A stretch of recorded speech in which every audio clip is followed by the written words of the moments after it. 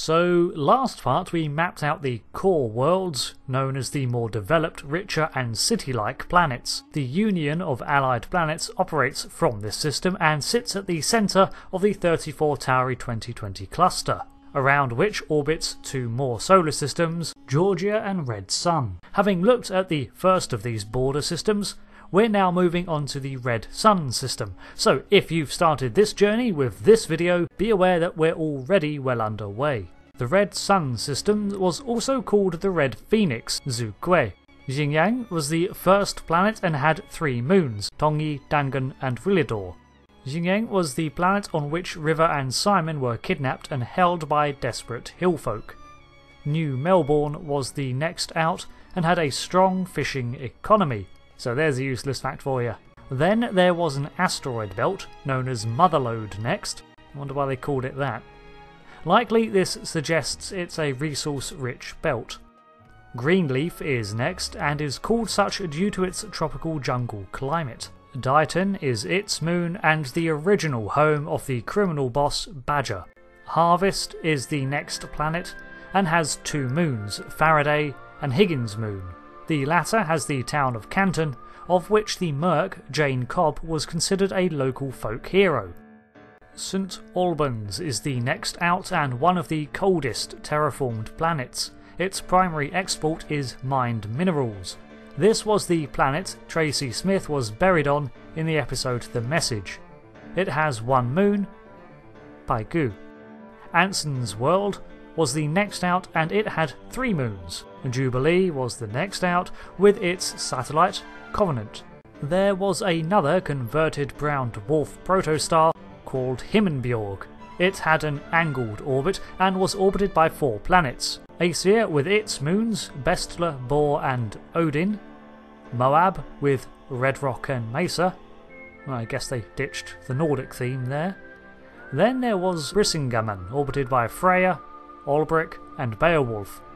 Anvil had a single moon, cleverly named Hammer. Then, even further out from the Red Sun, was Heinlein, another helioformed protostar. It also had 4 orbiting bodies, Triumph, Paquin, Lazarus and Silverhold. Triumph was the dusty planet where Malcolm Reynolds accidentally married Saffron, and it had 1 moon, Mycroft. Paquin had 3 moons, Shinbone, Clawthorn and Port Chester. Lazarus was orbited by Dora and Silverhold was host to Beggar's Tin. These planets seem very poor, and some of these names do suggest some more inhospitable climates. This system, along with Georgia, marks the 2 border systems and where the majority of the show takes place, with the crew of Firefly occasionally dipping in and out of the core worlds, but never too close to the Alliance. Interesting observation, most of the film Serenity takes place even beyond these systems, indicative of the desperate nature of the crew as they fly out further from the Alliance. The boundaries of these 2 systems bear host to a number of Alliance deep space stations that mark the outer edge of border space. These stations are usually very well equipped, though operate strictly for the benefit of the Alliance military. Beyond this is the Rim, where the Alliance maintains very little presence. As much as life is hard on the border, it takes a special kind of hardy to live in the Rim systems. We'll start with the Kalidasa star, the Black Tortoise, Xuanwu. Settled in 2433, the planets here are the most numerous for the systems, with a total of 18 planets and 40 moons. A great deal of factories exist on the Rim that manufacture and supply the core, hence the high level of traffic and trade through the border worlds. There is unfortunately little information on most of these worlds, but starting from the centre, we have the Shoji Downs, with its moons Miyazaki and Quan Lo. Next is Verbena with Lasek and Barmend, home to the Blue Suns Corporation factories, though they have a strong presence all throughout the verse, really. The planet Constance was the setting for a heist in the comic Those Left Behind, and it had 2 moons, Barrowclough and Disraeli. Next is Glacier with its moon Denali, likely as cold as it sounds. Vishnu is orbited by Ganesha and Rama. Heaven is the 6th planet but is a gas giant, and it is orbited by 4 moons, but it's unknown if any of them are actually inhabited. Angel is next out but shares its orbital path with Xipher, and the two maintain an equal distance from one another due to Xipher's sitting in Angel's L4 Lagrangian point, a point in a planet's orbit where the orbital forces create a centre of balance. Objects here are basically being pulled equally in different directions and therefore stationary in relation. After this rare phenomena is Delphi, and it's next out with 3 moons, Clio, Thalia and Calliope. Then there is New Casmere, the site for a large battle during the Unification War. It has 1 moon, Skardu. Whittier, a highly oceanic planet, is orbited by Eta, which is a tiny moon where terraforming failed because it was too small. My guess is that it couldn't retain an atmosphere even with gravity alteration. Then there is a new protostar, Penglai.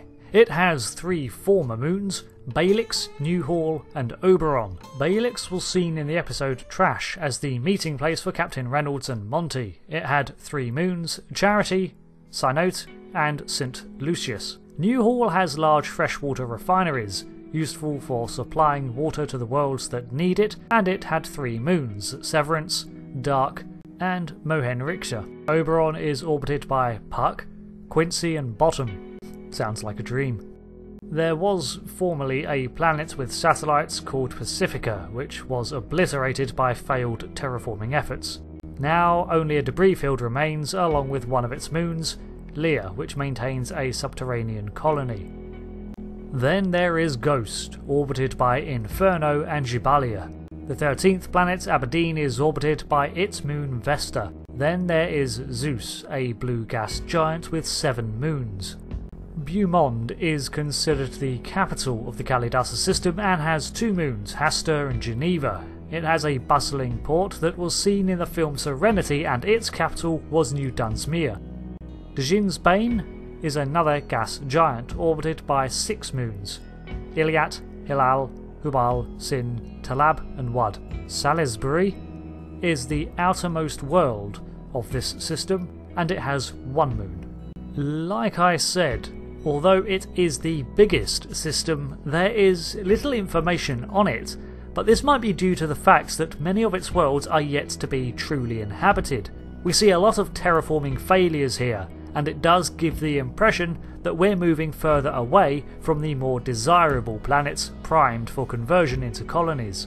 We're entering the dregs, as it were, where the only large-scale occupations tend to be exporting resources or goods back to the core. But the verse expands further still. Beyond this system lies one last star. But dangers worse than the environment are persistent in this space too. The final video will explore this last system, its secret, its dangers, as well as the layout of the Cortex planets. Thanks for watching. And like I mentioned in my last part, I apologise for any mispronunciations of some of these names. This series of videos ended up being far more expansive than I thought it would. Originally I thought, hey Firefly, there can't be too much to that, there's only 14 episodes in a film. Here I am, 68 planets later, and I don't even know how many moons. So thanks again, and I hope to see you back for the last part. Stay shiny. Goodbye.